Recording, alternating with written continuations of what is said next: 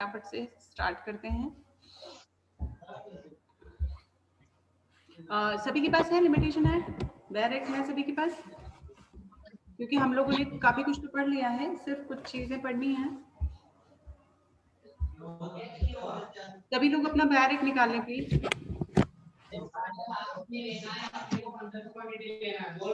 इसका mic on है।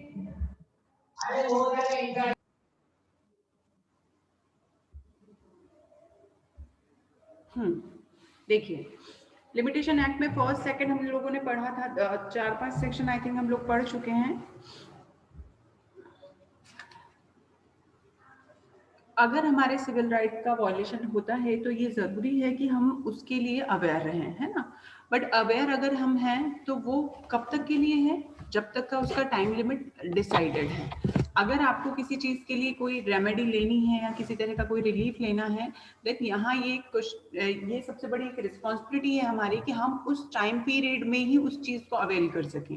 अगर आपका टाइम निकल जाता है, मीन्स यहाँ पर जो लिमिटेशन एक्ट है ये हमें इस चीज के लिए अवेयर रखता है कि जो लोग एक्टिव हैं, जो लोग टाइम पर अपने लिए जो रिलीफ कोर्ट उन्हें दे सकता है उसके लिए अवेयर हैं, जागरूक हैं, तो यहाँ पर उन्हीं लोगों को उस तरह की जो भी फैसिलिटीज है वो मिल सकती हैं।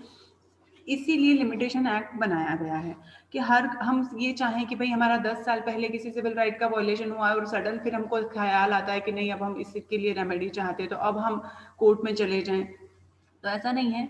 यहाँ पर कुछ टाइम लिमिट है और ये टाइम लिमिट लिमिटेशन एक्ट में सारे स्पेसिफिक बताया गया है कि कहाँ कहाँ किस किस तरह के नेचर का, जो भी सिविल नेचर का केस है उसमें कितना टाइम लिमिट होता है। देखिए सेक्शन 1 हमने पढ़ा था, 2 डेफिनेशन वाला पार्ट है, इंटरप्रिटेशन, जिसमें specific applicant, application, bill of exchange, bond, defendant, foreign country, good faith, इन सभी का डेफिनेशन दिया गया है। और यहाँ पर जैसे कि हर एक चीज, जैसे एप्लीकेशन इंक्लूड्स पिटिशन, है ना, तो आवेदन में अर्जी शामिल है।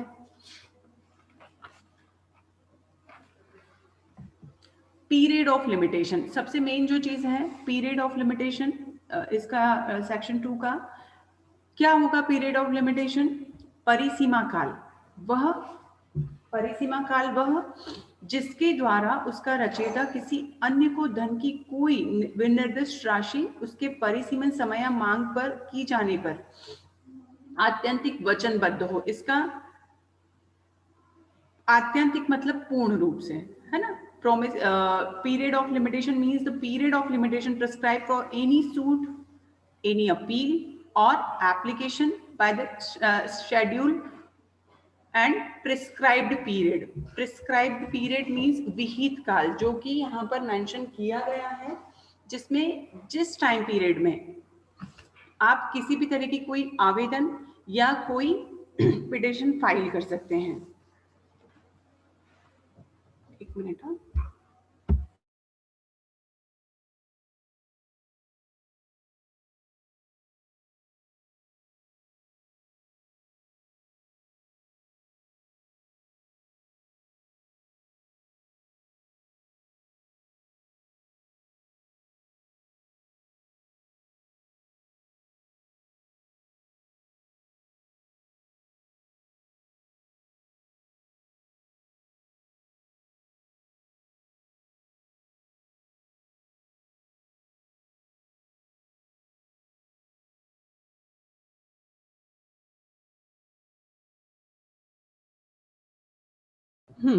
तो यहाँ पर प्रिस्क्राइब्ड टाइम जो है वो स्पेसिफिक लिमिटेशन एक्ट में मेंशन किया जा चुका है। आपको यहाँ पर जिसके भी पास बेयर एक्ट है, प्लीज अगर है तो थोड़ा सा निकाल कर रखिए। जैसे कि हम यहाँ देखते हैं एक इसमें पूरा का पूरा परिसीमा काल की एक सूची बनाई गई है, द शेड्यूल है, उसमें आप देखेंगे कि पूरा उन्होंने स्पेसिफिक मेंशन किया हुआ है कि किस किस तरह के, अगर जो भी सिविल नेचर के सूट्स हैं उसे किस किस तरह का होगा और हमें कहाँ पर, जैसे कि आप नहीं है तो सभी लोग यहाँ लिमिटेशन एक्ट एक खरीद लीजिएगा, बेयर एक्ट, अगर अभी भी आपके पास नहीं है और इवन एग्जाम के पहले तो ले ही लें, और ये हमेशा आपके पास होना चाहिए, है ना। जैसे कि एक एग्जांपल के लिए, क्योंकि ये शेड्यूल बहुत बड़ा है, बट इसमें 2-3 चीजें जैसे मैं आपको बताती हूँ। जैसे कि मान लीजिए सूट रिलेटिंग टू अकाउंट्स, अब अकाउंट से रिलेटेड सूट है तो उसमें आप कब तक उसके लिए एप्लीकेशन फाइल कर सकते हैं? 3 साल, है ना। फिर अगर मैं बोलूं कि भाई कॉन्ट्रैक्ट, हमारा ब्रीच ऑफ कॉन्ट्रैक्ट हुआ है, तो यहाँ पर मैं आपको स्पेसिफिक विहित काल, जो प्रिस्क्राइब्ड टाइम है, उसके बारे में हम बात कर रहे हैं। तो यहाँ प्रिस्क्राइब्ड टाइम, जैसे कि मैंने बोला कि भाई कॉन्ट्रैक्ट, ब्रीच ऑफ कॉन्ट्रैक्ट हुआ है, 1 साल निकल गया, 2 साल निकल गया, देन मेरे पास कितना टाइम है? मुझे पता होना चाहिए ना कि कब तक मैं यहाँ पर कोर्ट में जाकर अपने राइट्स के लिए अपने राइट्स के लिए रेमेडी की डिमांड कर सकती हूँ, या मैं कोई केस फाइल कर सकती हूँ। तो क्या होगा उसके लिए? 3 इयर्स, है ना, कि suit relating to contract 3 years. और इसके ये जो लिस्ट है, ये आप लोगों को बहुत अच्छे से याद होनी चाहिए। अगर कॉम्पिटिटिव एग्जाम में आप जाते हैं तो लिमिटेशन एक्ट के सबसे ज्यादा ये शेड्यूल्स के से क्वेश्चंस बनते हैं। इसी तरह 3 साल वाला बहुत बड़ा टाइम पीरियड है। 3 साल में बहुत लंबी लिस्ट है, जिसमें कि 3 साल के लिए हम केस फाइल कर सकते हैं। इसी तरह suit relating to decree and instrument, decree और लिखत संबंधी, तो उसमें भी 3 साल तक का टाइम दिया हुआ है, 3 इयर्स। और सबसे खास चीज जो कि मोस्टली बहुत मोस्ट इंपोर्टेंट पार्ट होता है हमारे सिविल राइट्स का, suit relating to immovable property. Okay, suits, फिर से सुन लीजिए, suits relating to immovable property, स्थावर संपत्ति संबंधी वाद, इसका जो टाइम पीरियड है वह अलग अलग है। सबसे ज्यादा लंबा जो है वो 30 साल तक का। कहां पर? जब वो प्रॉपर्टी कब होगी? To by a mortgagor to redeem or recover possession of immovable property mortgage, बंधकित स्थावर संपत्ति के मोचन के लिए। अगर कोई संपत्ति आपकी बंधक या मॉर्गेज पर रखी गई है, उसके संबंध में अगर कोई केस आपको फाइल करना है, तो उसका जो लिमिटेशन है वो 30 इयर्स है, 30 साल। ये सबसे ज्यादा, ये लास्ट लिमिट है, इससे ज्यादा लिमिट कभी किसी भी चीज का नहीं होता है। और उसके अलावा जो होगा हमारा इमूवेबल प्रॉपर्टी का, वो समवेयर फॉर 12 इयर्स। और अलग अलग चीजों के लिए अलग अलग टाइम पीरियड है। मतलब यहाँ पर आपको ये जो शेड्यूल है, इस शेड्यूल को आप जब पढ़ेंगे तो आपको बहुत अच्छे से समझ आ जाएगा कि टाइम पीरियड या प्रिस्क्राइब्ड टाइम होता क्या है ना। तो यहाँ पर जो लिमिटेशन एक्ट है, यहाँ आपको इस चीज को ध्यान में रखना है हर एक चीज के लिए। अब जैसे मान लीजिए कि मैंने बोला इमूवेबल प्रॉपर्टी, अब इमूवेबल प्रॉपर्टी में 30 इयर्स कहाँ एप्लीकेबल होंगे? जब आप उसके स्वामी हैं, उस प्रॉपर्टी पर आपकी ओनरशिप है। मेरी स्थावर संपत्ति, मान लीजिए कि मेरे पास कोई घर है, वो मैंने रेंट पर लिया हुआ है, वो स्थावर संपत्ति है, पर मेरी उस पर ऑनरशिप नहीं है, इसलिए उस पर मैं कोई भी केस लगाने के लिए मेरे पास इतना लंबा टाइम पीरियड नहीं होगा। तो यहाँ कंडीशंस बहुत सारी हैं, इसलिए सिर्फ और सिर्फ ये आपको नहीं मान लेना है कि हाँ 30 साल नहीं। यहाँ पर डिपेंड करता है ऑनरशिप, टाइटल, फिर आपका पर्टिकुलर सिविल नेचर, किस तरह का वाद है, क्या पोजीशन का है, क्या निष्कासन का है, किसी को निकाल दिया गया है, बेकब्जा कर दिया गया है, किसी ने पोजीशन ले लिया है, तो ये सारी कंडीशंस अलग हैं। किसी को कोई डाउट है? यहाँ तक कुछ भी क्वेश्चन दिमाग में आ रहा है, बिल्कुल पूछ लीजिए। कि ये कहीं भी कोई कंफ्यूजन है तो पूछ लीजिए, क्योंकि देखिए लिमिटेशन एक्ट बहुत ही, मतलब अगर हम सिविल पढ़ते हैं तो हमें ये पता होना चाहिए कि हमारे सिविल राइट्स की वॉयलेशन में हम कब जाकर, मतलब कोर्ट के दरवाजे हमारे लिए कब तक खुले हैं। एक टाइम होता है ना कि आप अब नहीं जा सकते, देन वो भी हमने पढ़ा था कि यहाँ जैसे आपने सेक्शन वाइज हमने जब पढ़ा था, तो यहाँ पर क्लियरली 3 में क्या कहा गया है? बार ऑफ लिमिटेशन, कि आपको जो ये यहाँ पर शेड्यूल बता दिया गया है, अकॉर्डिंग टू शेड्यूल आप यहाँ कोर्ट में आ सकते हैं। ये 3 भी बोलता है, सेक्शन 3, है ना। पर सेक्शन 5 क्या बोलता है? Extension of prescribed period in certain cases, विहित काल का कतिपय दशाओं में विस्तारण, विस्तारण का मतलब बढ़ाया जाना, है ना। प्रिस्क्राइब्ड टाइम, विहित काल, भाई हिंदी और इंग्लिश में सभी लोग इसको लिख लेना प्लीज, कि अगर विहित काल आपसे पूछा जाता है तो आपको ये पता होना चाहिए कि इसका मतलब होता है प्रिस्क्राइब्ड टाइम पीरियड। जैसे कि मैंने कहा कि भाई मुझे कॉन्ट्रैक्ट, ब्रीच ऑफ कॉन्ट्रैक्ट के लिए कोई पिटिशन फाइल करनी है, तो मेरे लिए इसमें प्रिस्क्राइब्ड टाइम क्या होगा? 3 इयर्स। ठीक है, तो यहाँ इस तरह का कोई डाउट नहीं रखें, किसी को कोई भी क्वेश्चन आता है आप पूछ सकते हैं। फिर हमने पढ़ा था लीगल डिसेबिलिटी के बारे में, तो यहाँ पर प्रतिवादी और वादी मींस प्लेंटिफ और डिपेंडेंट की जो लीगल डिसेबिलिटीज होती हैं उसके रेफरेंस में था। Then specific 8 special exception, special exceptions, विशेष अपवाद। अब वो किस में आते हैं कि अगर मान लीजिए कि कोई अगर जैसे प्रियम्पशन आप लोगों ने पढ़ा है, प्रियम्पशन आपको पता है, प्रियम्पशन से रिलेटेड अगर कोई है, जिसे हम शुफा का अधिकार या अग्र क्रय का अधिकार भी कहते हैं।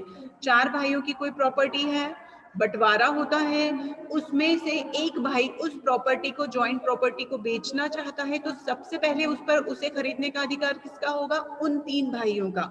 उसके बाद नेबर, उसके बाद कोई थर्ड पार्टी, है ना, उसे हम प्रियम्पशन बोलेंगे। तो यहाँ पर स्पेसिफिक यहाँ क्लियर किया गया है सेक्शन 8 में। 9 कंटिन्यूअस रनिंग ऑफ टाइम, एक बार टाइम शुरू हो जाता है तो फिर वह नहीं रुकता। जैसे मैंने कहा ब्रीच ऑफ कॉन्ट्रैक्ट हुआ है, तो अब जिस डेट में वो हुआ है, तो यहाँ से आपका जो टाइम है वो उस दिन से शुरू हो जाएगा जिस दिन वो एक्ट हुआ है। अब जिस दिन वो एक्ट हुआ तो 3 साल का पीरियड जो है आपका उस डॉट डेट से शुरू होता है। अब लास्ट वो खत्म कब होगा? अब जैसे कि एक और था कि लास्ट वो कब खत्म होगा, तो जैसे हमने देखा था कि भाई मान लीजिए कि लास्ट वो खत्म हो रहा है 15 जनवरी को। अब 15 जनवरी को अगर खत्म होता है और उस दिन संडे है, तो यहाँ पर हमें एक दिन और, जिस दिन आपका लिमिटेशन खत्म होता है उस दिन से अगर आपको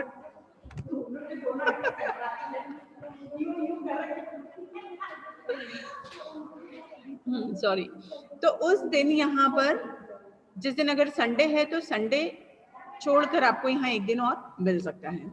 ठीक है, फिर आपका 10 है, सेक्शन 10 है suit against trustee and their representatives.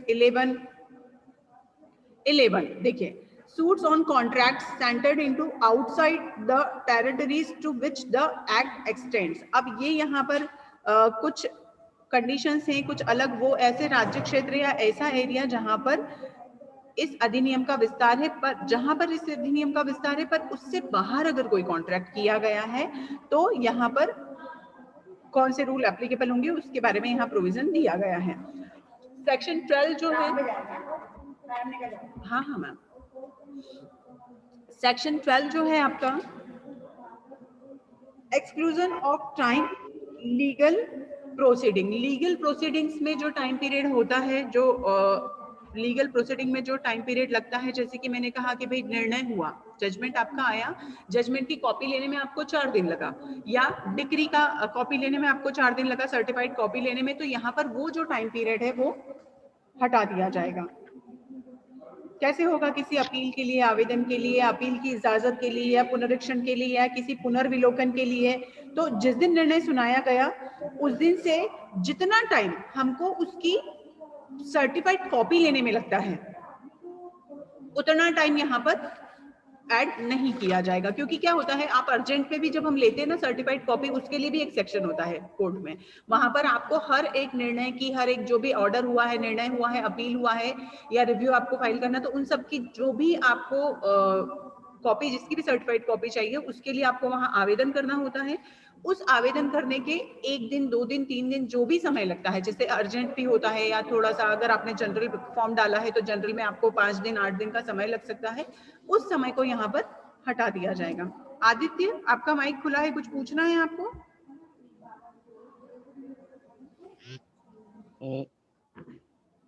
इसी तरह 13 हमने देखा कि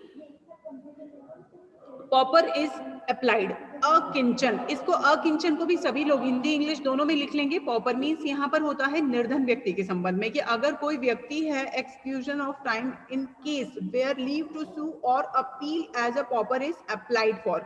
अगर कोई निर्धन व्यक्ति अकिंचन के रूप में वाद लाना चाहता है, पर अकिंचन की प्रक्रिया हम ऑलरेडी सिविल में देख चुके हैं कि उसका एक प्रोसेस होता है, उसके बाद ही वो यहाँ पर अप्लाई कर सकता है, तो उसके आवेदन के लिए जो उसने समय लिया है, मीन्स जब तक कि वो अप्रूवल नहीं हो जाता है तब तक उसका वो टाइम यहाँ पर ऐड नहीं किया जाएगा।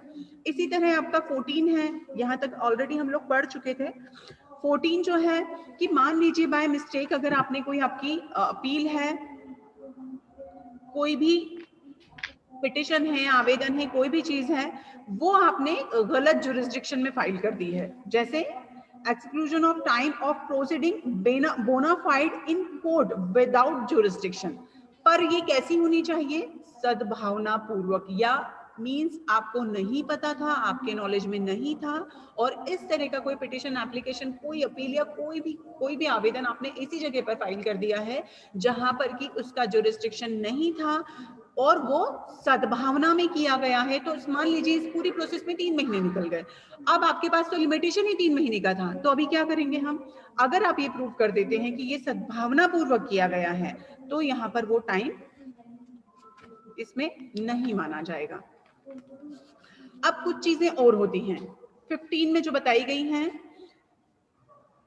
Exclusion of time in certain other cases. अब वो सर्टेन केसेस क्या क्या हो सकते हैं? देखिए, मान लीजिए कि किसी चीज में स्टे लिया है ना, इंजंक्शन का दावा आपने लगाया है, एक कोई केस चल रहा है, उसी बीच उसमें स्टे एप्लीकेशन आ गई, स्टे लग भी गया, अभी क्या होगा? जब तक स्टे है तब तक नहीं होगा।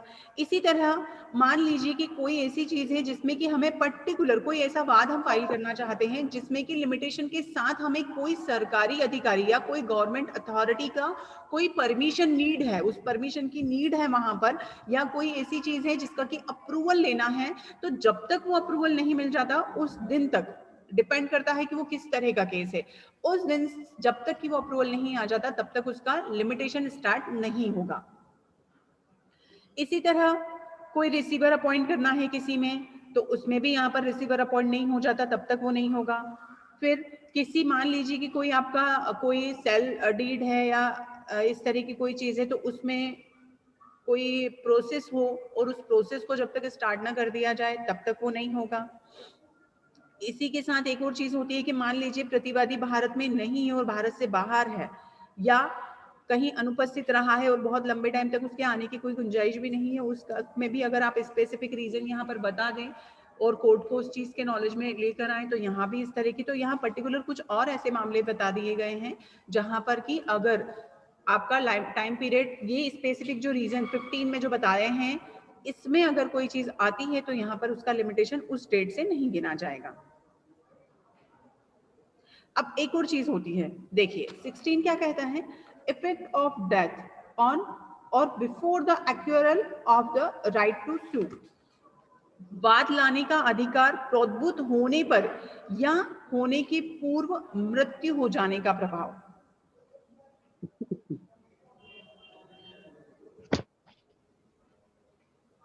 अब मान लीजिए कि कोई डिक्री मिला है, डिक्री आपको मिल चुका, और डिक्री मिलने के पर्टिकुलर डेज में आपको उसका एग्जीक्यूशन लगाना है, या आपको डिक्री मिला, आप उससे सेटिस्फाइड नहीं है और आपको अपील फाइल करनी है, और जैसे ही डिक्री मिला आप अपील लगाने वाले थे या आप केस हार गए, अपील पे जाने ही वाले थे, और आपकी किसी की भी जो भी व्यक्ति है उसकी डेथ हो गई।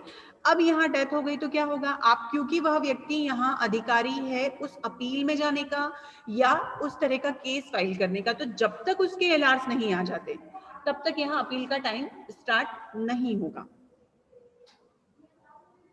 क्यों? क्योंकि यहाँ देखिए एलआर्स को नॉलेज ही नहीं है मान लो किसी चीज का, तो जब तक एलआर्स पार्टी पे नहीं आ जाते, अब जैसे कि एलआर्स को रिकॉर्ड पे ले लिया है ना, कि आपको रिकॉर्ड पर ले लिया गया है, अब जब आप रिकॉर्ड पर आ चुके, जैसे कि उसके बेटे हैं, जो भी बच्चे हैं, जो भी लीगल रिप्रेजेंटेटिव्स हैं, वो जब इस पर आ चुके, रिकॉर्ड पर आ चुके, now they came to know about that, कि अब यहाँ पर आपको पता चल चुका है कि आपके यहाँ पर इस तरह का केस में आपको अपीयर होना है, क्योंकि अब आप रिकॉर्ड पर भी आ चुके हैं, तो यहाँ टाइम पीरियड उस दिन से स्टार्ट हो जाएगा जिस दिन उनको रिकॉर्ड पर ले लिया गया है।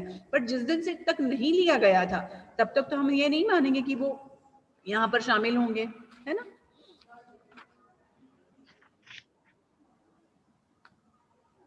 अब अगर मान लीजिए 16 जो है, इसका भी बहुत बार क्वेश्चन बनता है, 16 इफेक्ट ऑफ फ्रॉड और मिस्टेक।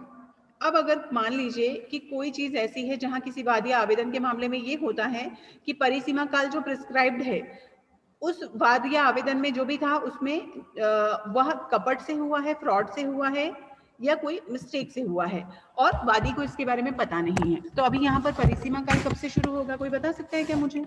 पराग, पराग नहीं, पराग आवाज आ रही है तो बताओ। जैसे मान लिया कि भाई आपका लिमिटेशन यहाँ स्टार्ट होना चाहिए, आपको नहीं पता है, फ्रॉड हुआ है, मिस्टेक हुआ है, और यहाँ लिमिटेशन निकल गया, अब आप उस फ्रॉड का या मिस्टेक का के बिहाफ पर आप ये कहना चाहते हैं कि भाई यहाँ पर आपको नहीं पता था या मिस्टेक हुआ या आपके साथ धोखा हुआ, तो अब लिमिटेशन किस दिन से स्टार्ट होगा? कोई मुझे बता सकता है क्या? अंशिका, पराग, दीक्षा, प्रवीण, प्रसून। मैम जिस दिन से पता चला है कि मतलब जिस दिन से एक्चुअल डेट पता चली है, पता चला है कि मेरे साथ फ्रॉड हुआ वेरी है, गुड। तो उस दिन से उस दिन से डेट। लिमिटेशन स्टार्ट हो जाएगा जिस दिन उसके नॉलेज में आया, क्योंकि देखिए अगर फ्रॉड हुआ है या मिस्टेक हुई है देन आपको पता नहीं है, और ये चीजें कैसी होनी चाहिए कि सच में आप नहीं जानते हैं, है ना। अब ये अगर चीजें हुई हैं तो जिस दिन आपको पता चला उस दिन से आप अवेयर हुए कि भाई आपके साथ धोखा हुआ है, आपने बाय मिस्टेक कोई चीजें हुई हैं, तो यहाँ लिमिटेशन किस दिन से स्टार्ट हो गया? उस दिन से जिस दिन वो चीज आपके नॉलेज में आ गई, है ना। अब नॉलेज में आ गई है मींस अब आपको अवेयर रहना है, और अवेयर रह के अब आपका लिमिटेशन उस दिन से स्टार्ट हो गया। अब उसके बाद भी अगर 3 साल का पीरियड है और आपने निकाल दिया तो फिर अब आपको कोर्ट कोई रिलीफ नहीं देगा।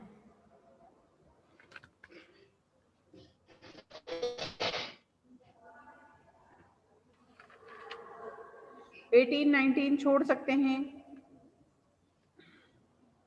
अब 21 देखिए, 21 पे आइए सीधे। मान लीजिए इफेक्ट ऑफ सब्स्टिट्यूटिंग और एडिंग न्यू प्लांटिव और डिपेंडेंट।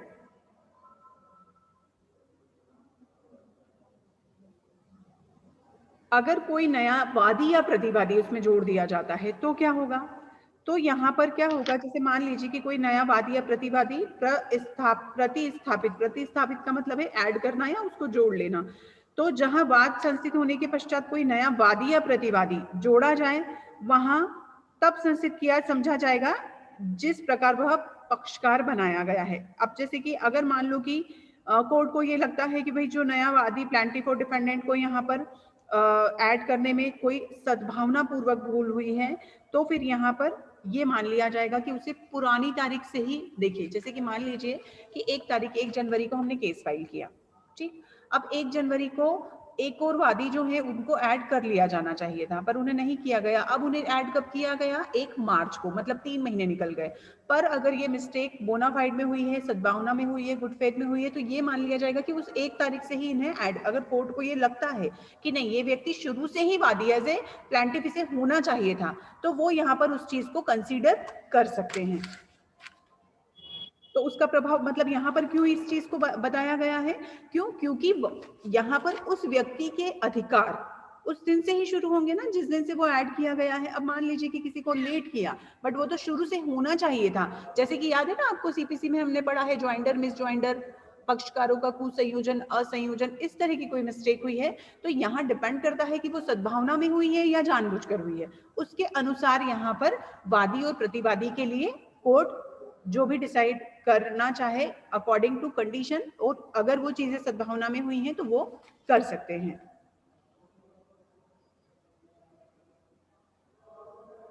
अब देखिए एक चीज और होती है, कंटिन्यूइंग ब्रीच एंड टॉर्ट्स। कई बार कंटिन्यूएशन में चीजें चलती रहती हैं कि आपका एक ब्रीच ऑफ, आपकी एक कोई कंडीशन थी उसके ऊपर ब्रीच ऑफ कॉन्ट्रैक्ट हुआ, देन वो तो चल ही रहा है, सडन एक और हो गया, फिर वो भी चल ही रहा है और तीसरा एक और कोई ऐसी कंडीशन बनी, मतलब स्टेप बाय स्टेप कोई चीज चलते चली जा रही है। तो यहाँ पर क्या होगा, हर बार एक नया परिसीमा काल, अगर वो चीज अलग नहीं है, अलग अलग एक्ट हो रहे हैं, तो हर एक टाइम में नया प्रतिसीमा का जो परिसीमा का काल है, जो प्रिस्क्राइब्ड टाइम है, वो नया नया उस टाइम पीरियड से स्टार्ट होता चला जाएगा।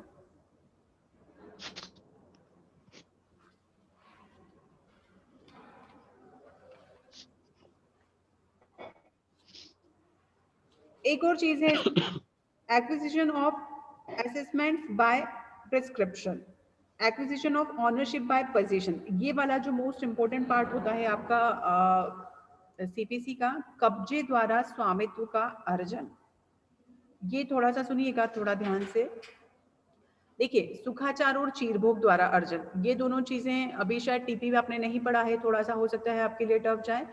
क्या होता है, ओनरशिप समझते हैं आप लोगों ने अभी पढ़ा है कि भाई जिस व्यक्ति को किसी संपत्ति का, कोई प्रॉपर्टी का उपभोग करने का अधिकार है, बेचने का, खरीदने का, नष्ट करने का अधिकार है, ये माना जाता है कि वह व्यक्ति उस प्रॉपर्टी का ओनर है ना। मतलब उसके पास ये सारे राइट्स होने चाहिए कि उसे बेच सकता है, खत्म कर सकता है, उपभोग कर सकता है, नष्ट कर सकता है। इन सभी चीजों का अगर उसे अधिकार है तो हम ये मानेंगे कि वह व्यक्ति उसका ओनर है, वो किसी को दान कर सकता है, डिस्ट्रॉय कर सकता है, सारी चीजें उसमें इंक्लूडेड हैं। पर अगर ये सारे अधिकार नहीं है तो आप उस प्रॉपर्टी के ओनर नहीं कहलाएंगे, है ना। अब सुखाचार और चीर भोग क्या होता है? Acquisition of assessment by prescription, जहां किसी निर्माण के उपभोग के साथ उसमें उसके लिए, जैसे कि हवा का अधिकार, आपको थोड़ा बहुत पता ही होगा, हमने कोई घर बनाया, हमने उसमें वेंटिलेशन दिया, अगर हमें कोई बोले कि नहीं ये वेंटिलेशन आप नहीं दे सकते, ये आपका अधिकार नहीं है, अब हमें उस वेंटिलेशन के थ्रू हवा चाहिए, उजाला चाहिए, तो ये तो हमारा अधिकार है ना। हाँ, मतलब कोई ऐसी कंडीशन है कि वो डायरेक्ट किसी और के घर में जाकर खुलती है तो एक अलग बात है, बट अगर हम कोई भी चीज जब हम घर बनाते हैं तो ये जो चीजें होती हैं ये हमारा राइट कैसा है, चीर भोग का अधिकार इसे बोलते हैं, सुखाचार इसे बोलते हैं। क्यों?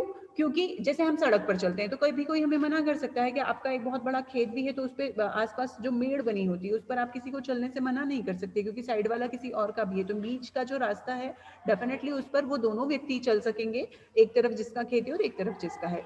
पानी का, हवा का, ये जितनी भी चीजें होती हैं, रास्ते का, ये सारी अधिकार जो होते हैं, इसमें किसी भी बिना विघ्न के हम 20 वर्ष तक अगर किसी ने इसका शांतिपूर्वक उपभोग किया है, और जहां पर किसी मार्ग या जल सरणी या किसी जल के उपभोग का या किसी अन्य सुखाचार का, चाहे वो निगेटिव हो चाहे वो पॉजिटिव हो, उपयोग किसी ऐसे व्यक्ति ने जो सुखाचार के तौर पर साधिकार उस हक पर रखने का दावा करता हो, विघ्न के बिना और 20 वर्ष तक शांतिपूर्वक तथा खुले तौर पर किया गया हो, वहां प्रकाश, वायु के ऐसे प्रवेश और उपभोग का जो ऐसे मार्ग, जल सारणी, जल के उपभोग या अन्य सुखाचार का अधिकार आत्यांतिक और अजय हो जाता है। आप लोगों ने शायद ये आधा अधूरा कभी सुना होगा कि लंबे समय तक अगर कोई व्यक्ति बिना किसी ओनरशिप के किसी पर्टिकुलर पार्ट पर इस तरह का उपभोग उसका करता है विदाउट, अब ये सुना ही होगा ना कि 20 साल तक अगर लंबे समय तक कोई किसी चीज को यूज करता है तो वो उसकी हो जाती है,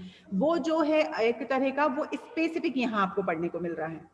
मतलब उसमें कई चीजें लोगों को शायद उसका सही इंटरप्रिटेशन नहीं है, यहाँ वो सही इंटरप्रिटेशन किया गया है कि वो ऐसा नहीं है कि जैसे कि होता है ना, कई बार लोगों को लगता है कि हम एज ए टेनेंट अगर रहते हैं लंबे समय तक, 20 साल तक अगर हम रहते हैं तो वो घर हमारा हो गया, हम उसको खाली नहीं करेंगे तो भी चल जाएगा। ऐसा नहीं है, वो गलत इंटरप्रिटेशन है। यहाँ पर ये जो चीज है ये वो प्रूव करता है कि वो किन चीजों के रेफरेंस में है ना। अब हमेशा याद रखिएगा इस सेक्शन को, ये जो 20 ईयर वाला जो कॉन्सेप्ट है, लोगों को लगता है कि 20 साल तक अगर कोई स्थावर संपत्ति में आपने जो इमूवेबल प्रॉपर्टी से के रिलेशन में कोई हवा, प्रकाश, पानी, इस तरह का कोई उपभोग लगातार आपने किया है, तो यहाँ जितनी चीजें मेंशन की गई हैं वह सिर्फ और सिर्फ उनके रेफरेंस में है, हर किसी चीज के रेफरेंस में नहीं है। तो यहाँ ये जो चीज है ये उस तरह के पोजीशन पे आपका राइट एक तरह से बन जाता है, पर पर्टिकुलर किस पर, where the access and use of light or air to and for any building have been peacefully enjoyed there with in, and ये सुखाचार के संबंध में है, ओनरशिप के संबंध में नहीं है। सिर्फ इतना डिफरेंस आपको याद रखना है। किसी को इसमें डाउट है, कुछ समझ नहीं आया तो आप पूछ सकते हैं, क्योंकि ये बहुत अच्छा सेक्शन है। एक मिनट।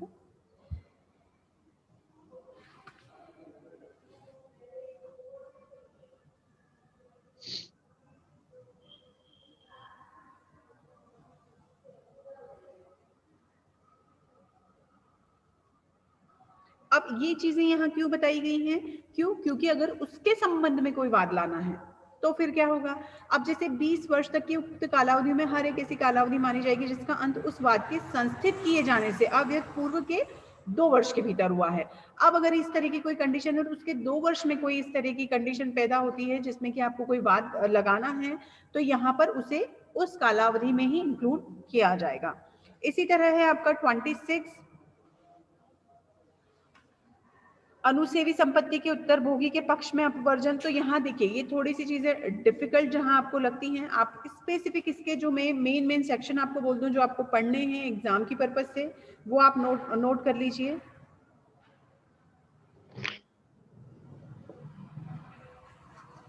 क्योंकि ये जो है तीनों जो सेक्शन है इसको पढ़ाने के लिए मुझे कम से कम 2 से 3 लेक्चर की जरूरत है आप लोगों को प्रॉपर समझाने के लिए, है ना।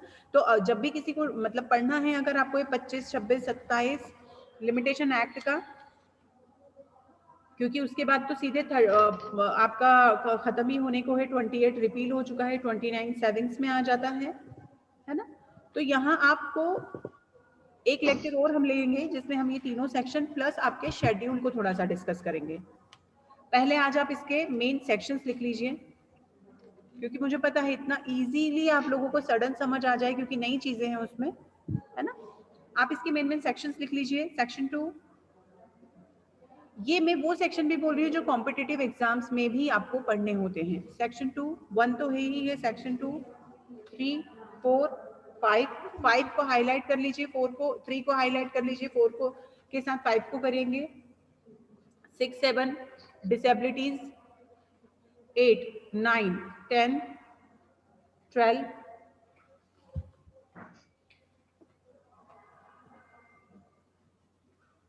13, 14,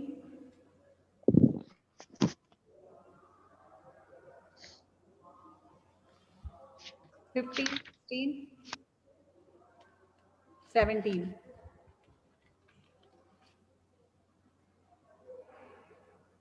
21 and 25, 26, 27.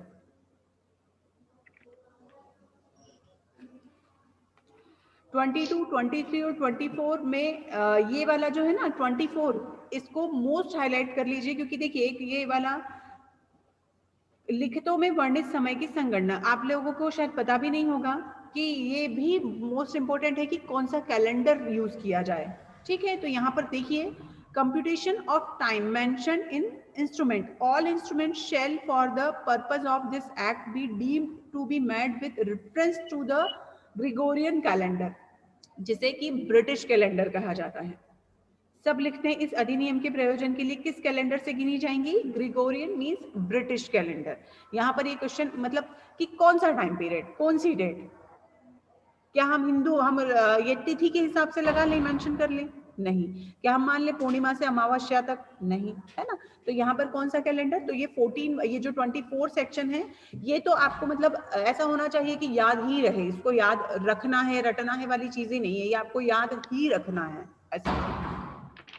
24, 26, 27, ठीक है। इतने 27 तक आपको सारे सेक्शन रटे हुए होने चाहिए। और इवन मैं बोलूंगी कि एक दिन का काम है ये, कि ये हमेशा के लिए आप रट डालो, आज के आज ही पूरा एक्ट उठाएंगे। जिसके पास एक्ट नहीं है, आप लोग नेट से निकालें, पढ़ लें बैरक पूरा का पूरा। हाँ, ये जो 3 सेक्शन लास्ट के थे 25, 26, 27, ये एक लेक्चर और लेकर ये आपको प्रॉपर और डिटेल में मैं आपको पढ़ा दूंगी। और इसके साथ आप सभी लोग शेड्यूल पर एक बार नजर डालेंगे कि कौन कौन सी शेड्यूल है और उसमें किस किस तरह से टाइम पीरियड बताया गया है। ठीक है, क्लियर?